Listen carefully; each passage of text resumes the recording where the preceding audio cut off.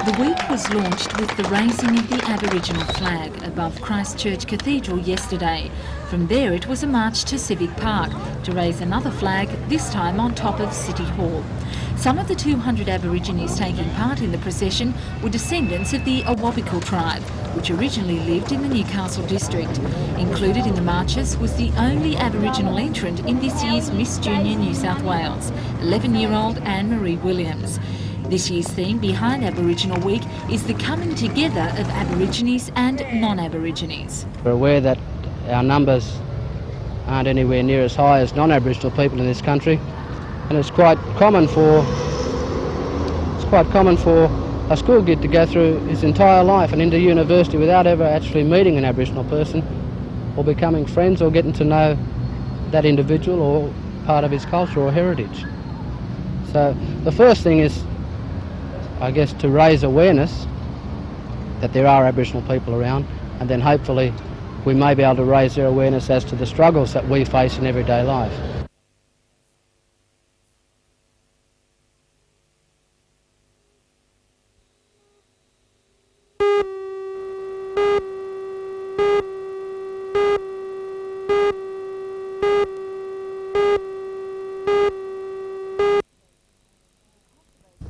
For the Conservation and Environment Ministers, it was a chance to swap notes, and for Mr Carr, an opportunity to show off one of the success stories in nature conservation in this state.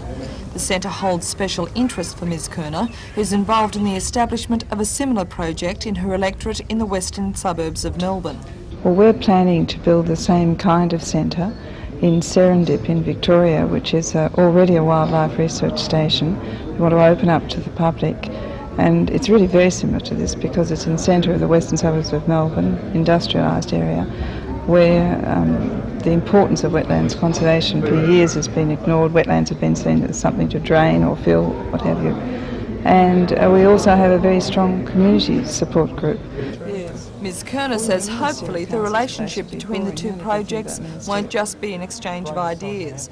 She says there's the possibility of magpie geese and broggers being brought here from the Serendip Breeding and Research Centre in her electorate.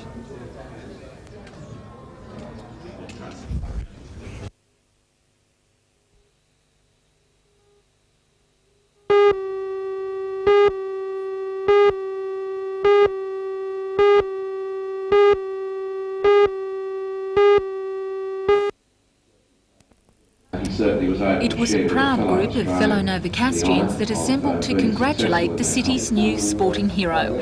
The media attention since Peter outserved Boris Becker at Wimbledon has left the 26-year-old a little overwhelmed. And today's civic honour was one that Deputy Lord Mayor of Newcastle Don Getty said was justly deserved by the quiet achiever. But only hours before the official function, Peter was back on the court, keeping his form intact for next week's Davis Cup quarter-final. With the early arrival of the Mexicans in Brisbane to begin practice sessions, Peter was wasting no time in his two-day stopover to get back into competition shape, with the help of another top local player, Robert McCluskey. Now ranked number 44 in the world and still revelling in his recent victory, the tennis champ rates his chances for the Cup up there with the best of them. Pretty good. I'm an informed player at the moment, as Pat Cash is obviously winning Wimbledon, so I think Australia's got a great chance and we're all excited and looking forward to it. There's nothing to say that I will play for Australia. It's totally Neil Fraser's decision, but I'd like to think that I have a good chance. And despite his hectic schedule, the local star found time out to give some other young and upcoming champs a few hints on how it's done, even though some players will need just a little more practice before they too can make it to Wimbledon.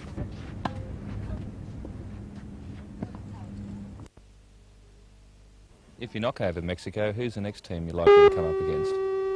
That'll put us in the semi-final in Sydney in October against either India or Israel, and they both had...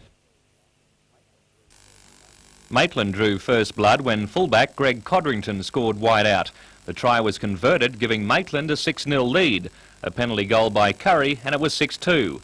Maitland kept up the pressure, and it wasn't long before Milton Burrows was in for Maitland's second try. It was converted, and Maitland led 12-2.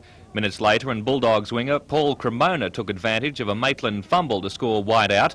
The conversion was online, and Curry were now trailing by just 4 points. A clever switch of play, and Burrows, playing in his 200th game for the Pumpkin Pickers, scored his second try. Maitland were up 16-8. Just before half-time, Curry's big prop, Peter Sumner, powered his way to the line. The try was converted, and Maitland went to the break, clinging to the lead 16-14. Maitland kept up the pressure in the second half to take the game 29-22.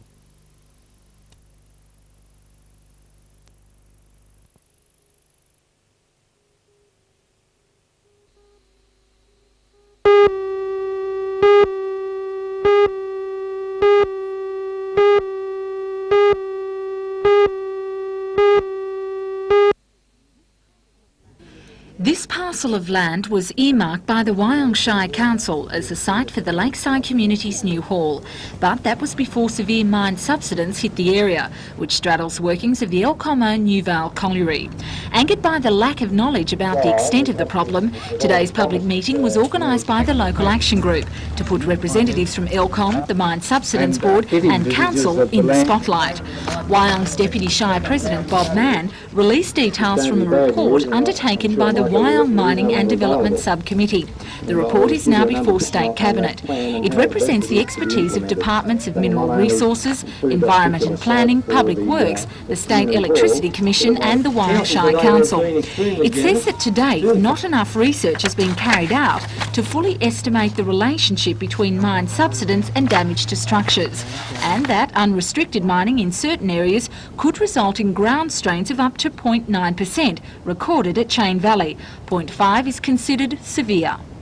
My main bone of contention is that Mine Subsidence Board, which is a body unto themselves, the local residents have no right to reply. If a person here living in Mannering Park thinks that they've got mine subsidence problems and they can't substantiate it, there is no redress. All they're looking at is greed, taking the coal out of the ground. Now, I'm not against taking coal out of the ground because that's money for Australia and it's jobs for the people that live in the area, but it should be done in relation to stringent safety measures.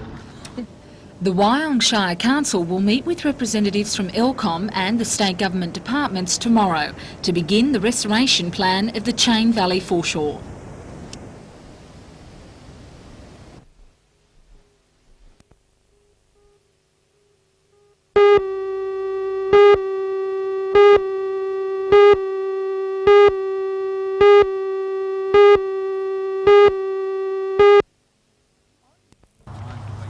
Orienteering is only a relatively new sport in Australia.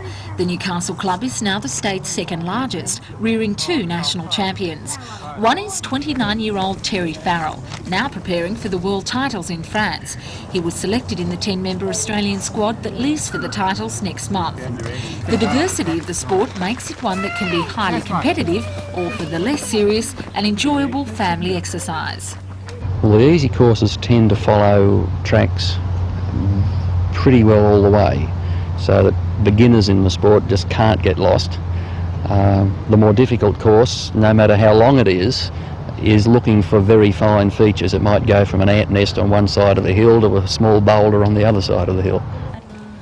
Alan Wright is one of the club's original members, competing in the first orienteering event 21 years ago, and today he recreated the exact course with a few changes that time brings. Well, the main changes I think are in the maps.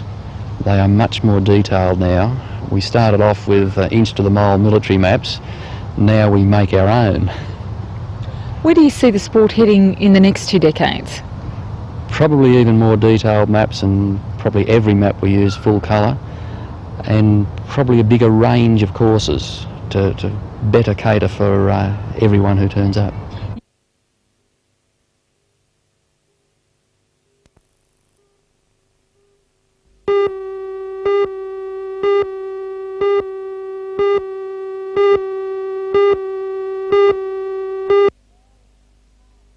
Now what are you going to do? I am putting that race on. Experts estimate up to 7% of all children in schools have a significant handicap with speech and language. The disability may range from problems making 1 or 2 specific sounds through to an inability to talk at all. An impediment such as a severe stutter can drastically inhibit the academic and social progress of a student. In Newcastle today, one of Australia's leading authorities on child language, Dr Anne Zubrick, addressed a seminar of speech therapists. She believes much can be done to prevent and cure disabilities. Good boy, can you hear those sounds? Well, there's several things that can be done. One thing that we're obviously looking at is encouraging parents to talk with young children a great deal so that the building blocks for speech and language are put in place well before the child starts school.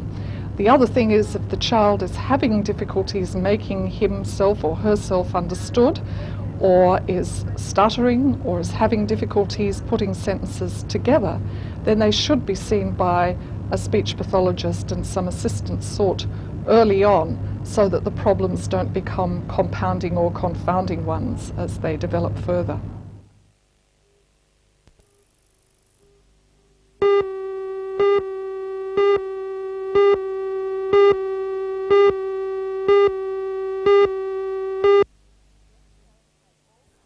The episode had all the ingredients of a good soap opera. A swooning mistress claiming that Holm had told her he would marry her after he won his bitter battle against Miss Collins. A hard-headed husband determined to continue to live in the style to which he'd become accustomed, and a famous woman who wanted out of a 13-month-old marriage which she now found unpalatable. The judge agreed with Miss Collins that the pre-marriage agreement was valid, but she still has to pay 40-year-old Holm $1.8 million in alimony. Four-time married Miss Collins has vowed she'll never wed again. Would you like to see for yourself in a relationship in life? Freedom, thank you very much. Complete freedom from all entanglements.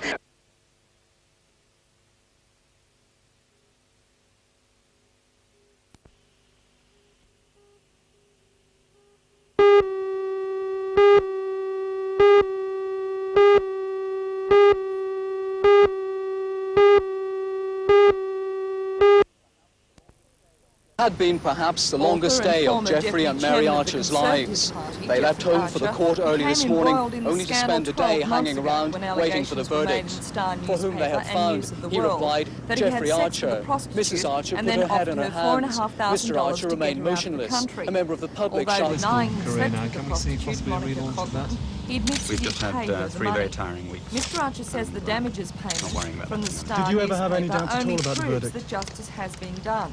Another libel case against News of the World is pending. Have dinner without you. Also in London, an inquiry has blamed 3 crewmen on board the ill-fated Townsend Torres ferry, the Herald of Free Enterprise, for the disaster which claimed 188 lives. The report says the captain, the first officer and the bosun are responsible for the rear door of the ferry not being closed. And worst of all, ignoring repeated requests for safeguards. Outside the Belgian It was port guilt of Zeebrugge management freely earlier this admitted. year.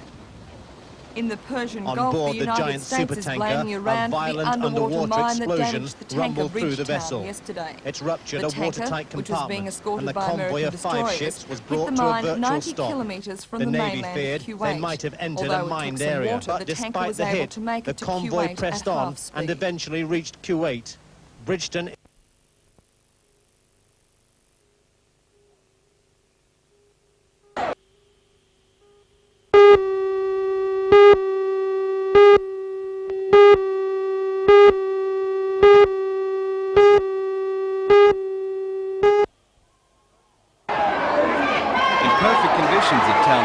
South Newcastle clinched the minor premiership in the NBN Newcastle Herald competition with a devastating win over Central. After leading 22-12 at half-time, South took further control of the game with some excellent play by hooker Richard Jones and Ashley Gordon. Jones ran in 2 tries, was also instrumental in Les Rodemar's 4-pointer. Rob McCluskey and Ashley Gordon ran in 2 tries apiece. Fullback Paul Waite kicked 6 from 7. Best for Central were Smith and Shillings. South now go into the final round of the competition with the minor premiership firmly in sight. It now remains whether they can carry their good form through to the grand final.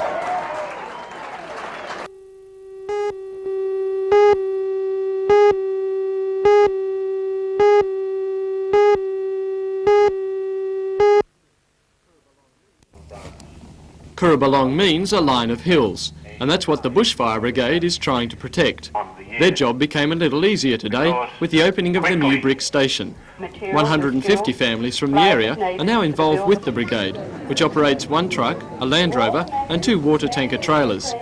Until now, the equipment has had no permanent cover, so today's opening was cause for celebration. Every man and his dog from the surrounding country was there to see the Mayor of Cessnock, Alderman Gordon Williams, unveil the commemorative plaque.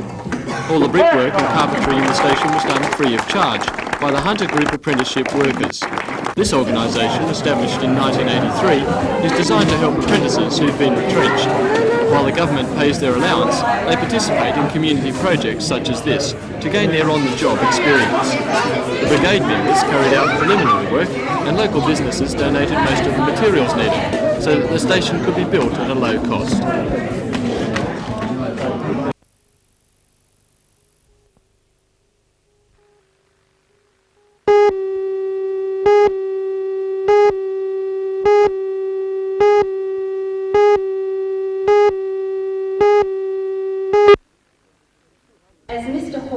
200 residents attended the meeting at Burrigal High School to discuss a new plan of action. They are against an application by BHP to build a mine ventilation shaft at Bolton Point. The residents say the noise and exhaust from the fans will adversely affect them and the environment. They now plan to lobby the state government to cancel the plans and to have the land rezoned as parkland. They also plan to fight for regulations which will effectively ban longwall mining under residential areas. They say it is this which has caused structural damage to homes along the esplanade at Spears Point. President of the Bolton Point Marmong Point Progress Association, Bevan Ramsden, believes mining companies should be held accountable. If someone cracked my walls by throwing missiles at my house, I could take them to court. But if the mining company cracks my walls, my doors jam, I suffer damage to my property, I can't take them to the court. The policeman can't arrest the manager. I don't really see the difference.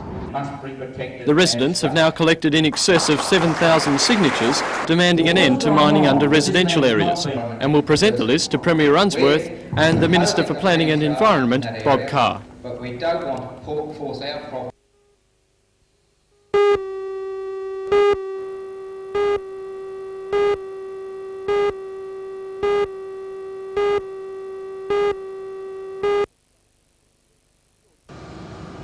George Budd and Bill Streeter have been raising and lowering the Hexham Bridge Central span for 3.5 decades.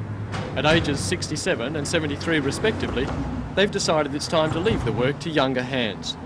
George started his job when the bridge was completed in 1952, and Bill joined him 3 years later. They've been on call 24 hours a day for almost every day since. In the heyday of the 90-milers, coastal colliers operating between Hexham and Sydney, the bridge was opened 4 or 5 times a day. Nowadays, George and Bill raise it only once a week to test the equipment and let the occasional trawler through. Power to raise the span comes from a 60-horsepower electric motor. It lowers huge concrete counterweights filled with lead and pig iron, which raise the central section of the roadway and the operator's cabin. The electric engine can take the span to 30 metres in under 4 minutes. In earlier days, power came from this international tractor engine, which is still run regularly to be ready for emergencies. George and Bill say on a clear day they have a view as far as nobbies from the highest position. For them, retirement means mixed feelings. Well, miss it in certain ways, because we've been doing it, say, for nearly 32 years, and you've got to miss them right there when you've been doing it, say, half your life, haven't you? George, are you going to miss the bridge? Oh, yes, I'll miss it in a way, because I've been on a long time. Yeah. 35 years is a long time. Well, you've had to be on call for the bridge, as it were, for 35 years. Yeah. George, what are you going to do with your spare time? Go fishing.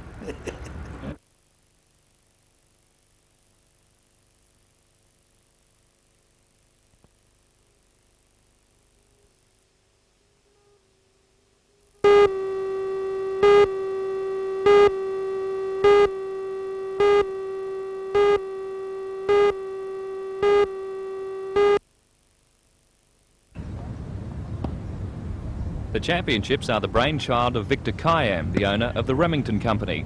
The tournament is also sponsored by Kiam. The competition is open to doubles combinations of father-son or mother-daughter.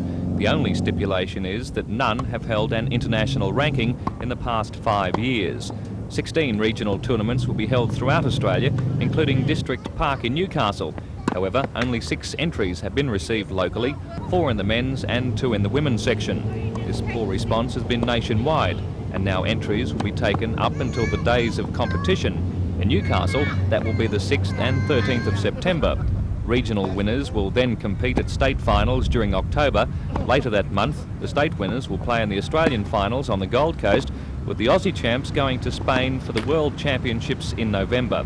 If you reckon you've got a family combination that could be world beaters, entries are being taken at the District Park tennis courts.